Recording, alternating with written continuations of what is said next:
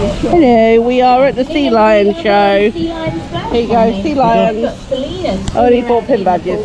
Yeah, I've got pin badges. You want that on, don't you? Yeah. Let's give him a big round of applause. Lots of people ask us, how do we train the animals here at the park? Each type of training is positive reinforcement. This means that you reward anything you want to encourage and ignore the things that you don't. It's a very good type of training. It works very well with all sorts of animals here at the park, your pets at home, and to some degree even on people. But whoever you're trying to train, you need to have a close bond of friendship with them, otherwise the training won't work. So we spend lots of time playing games and having fun, so they know who we are, they know that they can trust us, and this allows us to work with their cooperation. They're not forced to do anything. We use something called free choice. So if they don't want to do it, if they don't fancy it, that's totally up to them. We're not going to force them to do anything, but we spend a lot of time playing games and having fun, so they enjoy it and then they want to join in. We use nice tough toys for them as well. They're very big destructive animals, so we need to make sure the toys are safe. We're going to be joined by another sea lion. When you see him, give him a big round of applause. Here he is. This is Claude. Once we've built up this bond of friendship, we can start to teach the animals some very important husbandry and medical checks. So every day we can check them all over their bodies, make sure there's no lumps or bumps that shouldn't be there.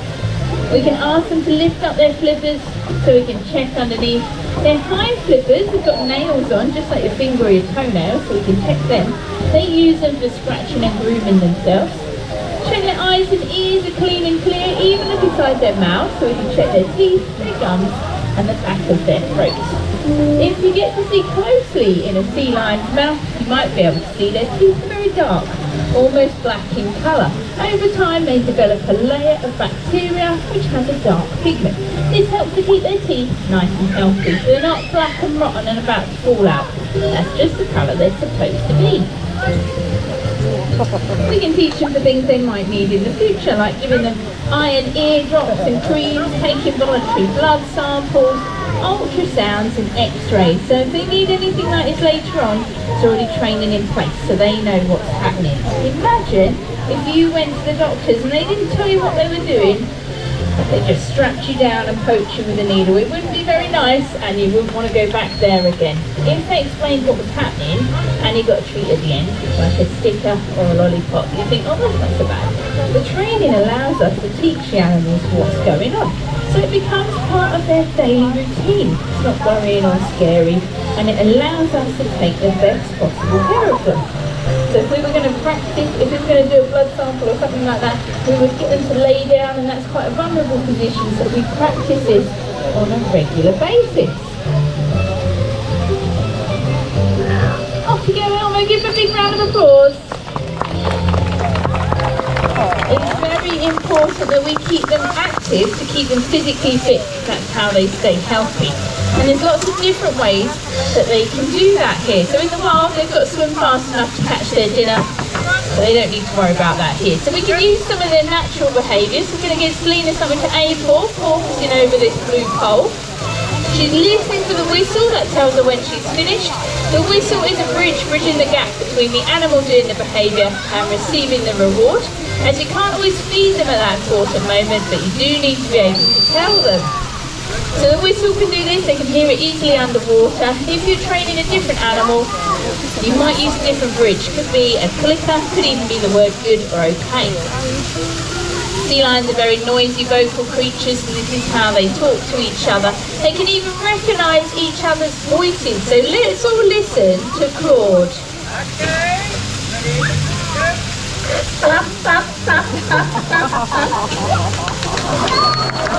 Do that again.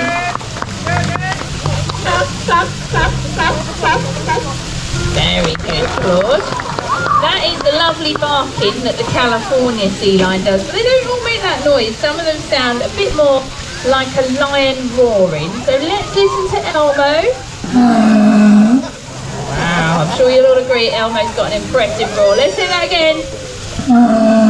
Well done, Elmo. Give him a big round of applause. There are 6 different species of sea lions. Some of them even get a big mane of fur around their neck. They look like a lion as well. But there is one thing they don't have in common, and this is that they're not top of the food chain. There are some much bigger, scarier predators that their wild cousins need to watch out for.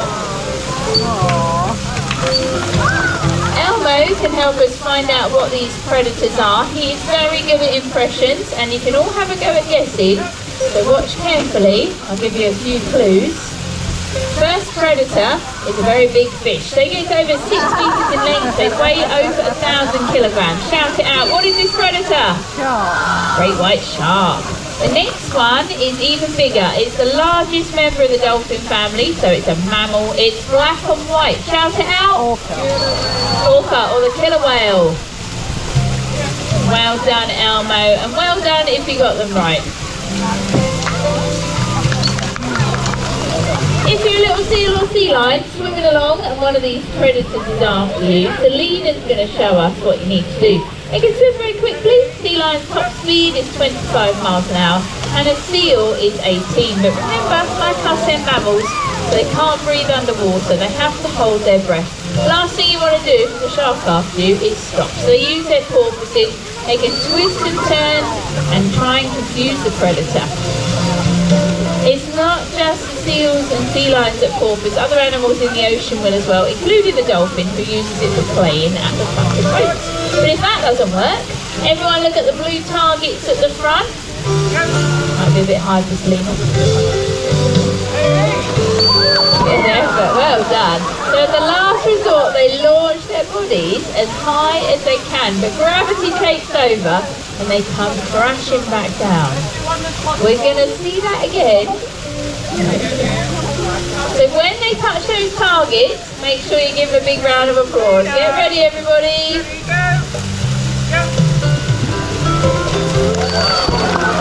Wow, what a big splash.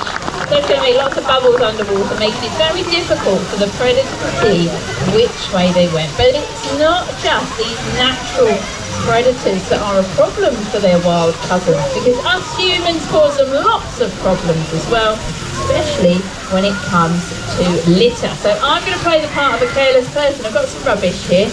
I'm just going to throw it on the floor. Let's get a big boom. That's naughty. Elmo's going to show me where the rubbish goes. In the bin, of course. He is a very sensible sea lion. It's not just out there in the wild, even in parks and zoos, people drop or throw their litter on the floor, and it can be a big problem. If it gets into the enclosures, it can be fatal if they get hold of it. So if Elmo can do it, so can we. Make sure your rubbish all goes in the bin. Now they don't need to worry about any sharks or killer whales here at the park. If everyone looks closely at Claude's face, he's going to show you just how happy he is that he doesn't need to worry about this. Okay, get ready, smile! So everybody on the other side as well, Claude. How happy are you? Very happy. No sharks. We've got another sea lion who is going to come and join us, the youngest member of our pinniped family, but he's no longer the smallest, so everyone put your hands together. Let's have a big welcome for Elmo's son, Dario.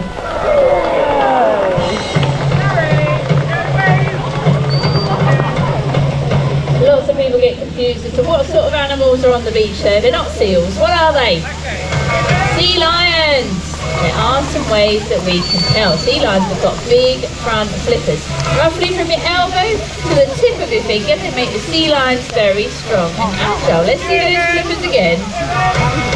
Big front flippers. Seals don't have the same thing. So we're going to go see Selena. Selena is a harbour seal. That is one of the 2 species of seals that we have around this country. They're also found around California. Selena can show us, what do seals have, Selena? Oh, Selena's got confused. Selena is one step ahead, so let's see if she'll maybe show us. You're getting too excited, Selena. What have you got? Tiny little front flippers. About the size of the palm of your hand. They're furry and they've got big claws on. Whole body, if you're a seal, is nowhere near as agile as a sea lion. Another way you can tell, sea lions are very strong and agile. They can support their body weight, lifting their bellies clear off the floor, just like this. All of the power is in their front limbs. They tuck all 4 flippers underneath their body, supporting their own weight. They can walk on all 4s just like a dog or cat, as they have a very similar bone structure. He can do it, it's just a bit hot and he's not listening today. Seals, on the other hand, well, we have seen how Selena moves, but she's going to show us again. So her tiny little flippers, they can't support her body weight. They are positioned differently, they stick out at the side. So a seal can only shuffle on their bellies like a giant caterpillar. Are you going to show us some rollovers, Selena? Ready? 1, 2, 3. Give her a big round of applause. Don't need to hold. Everybody knows sea lions like to eat fish. If you live in the wild, you need to catch it yourself. They've got a number of features to help do this. The first one is their eyesight, which we're going to put to the test. Dario's got 5 hoops. We're going to see if he can catch them. He likes it if you count along for him. Nice and loud. Ready, Dario? 1, 2, 3, 4, 5. Well done, Dario. But if you live in the wild, your fish is swimming around. So let's see if Elmo can catch his hoops while swimming.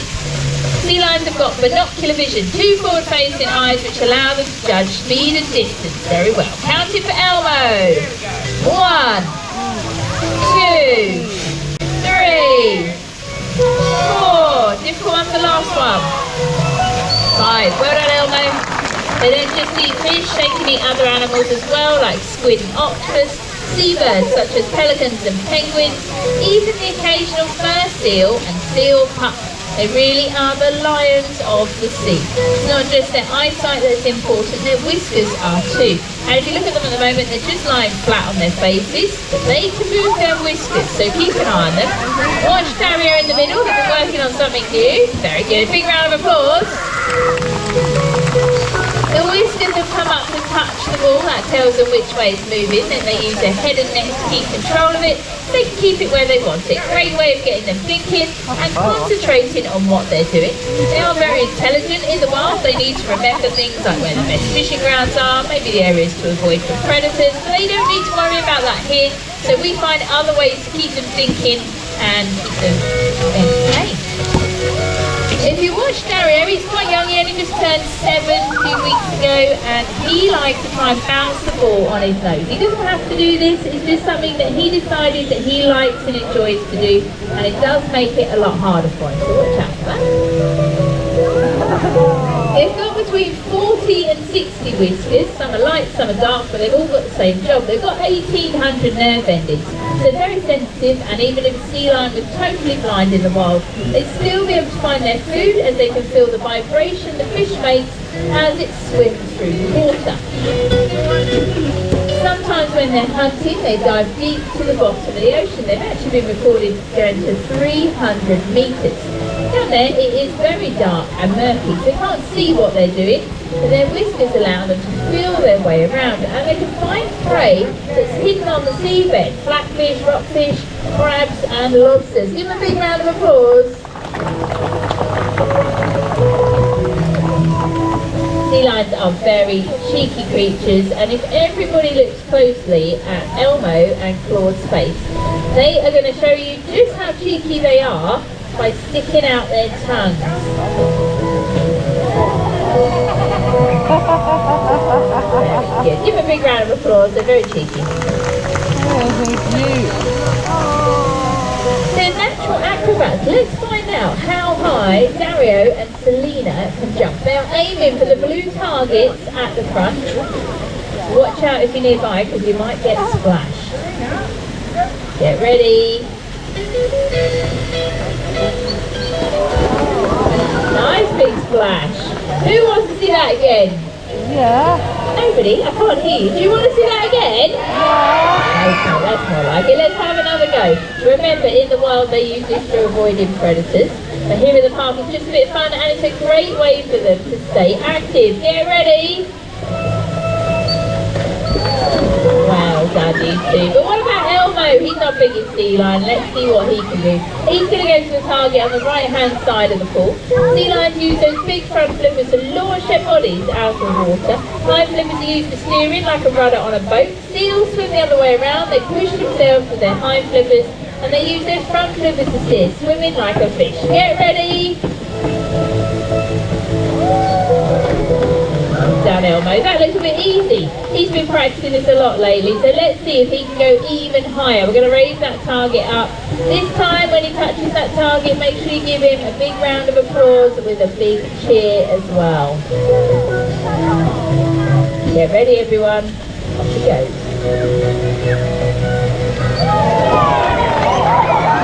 Well done Elmo. In the wild, sea lions live to be around 15, but in human care, his life expectancy can be doubled, and this is because life is much easier for them. They get all their food provided, there's medical care, and no predators, so it's not as stressful. For our oldest sea lion is now 22 years old, and they're all very important ambassadors for their species. They help us to raise funds to protect endangered animals in the wild, like the Mediterranean monk seal, and if you'd like to help us, there will be donation buckets available at the end. Dario is going to show us how agile little sea lions are by climbing our waterfall. They climb all sorts of rocky cliffs, mainly to avoid predators. Not just the ones in the water, there's even some on land like coyotes and bigger sea lions. Going to come back to the middle. Well done, Dario.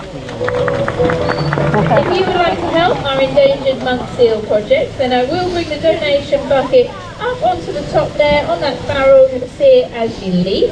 If you've got any questions, feel free to come and see me. I will be hanging around in the middle somewhere. But let's see now if Dario is going to join me and say goodbye. Thank you everybody. Have a lovely day with us here at Pleasurewood Hills. It's a fun job. It's not all fun, it's something like hard work. I bet. With you just like that, they let you do the enrichment that day. She's been there quite well.